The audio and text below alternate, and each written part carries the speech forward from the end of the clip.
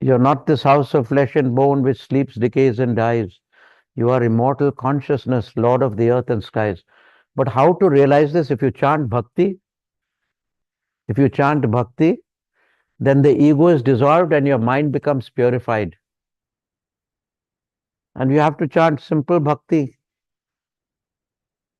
Like I said, Roop tujhe chitti raho, Mukhi tujhe naam. Roop tujhe chitti raho, Mukhi tujhe naam. Roop tujhe chitti raho. O Lord, let thy form ever be before my mind's eye, and let thy name ever be upon my lips. Let not a moment go by where I'm not saying Shri Ram Jai Ram Jai Jai Ram, Shri Ram Jai Ram Jai Jai Ram.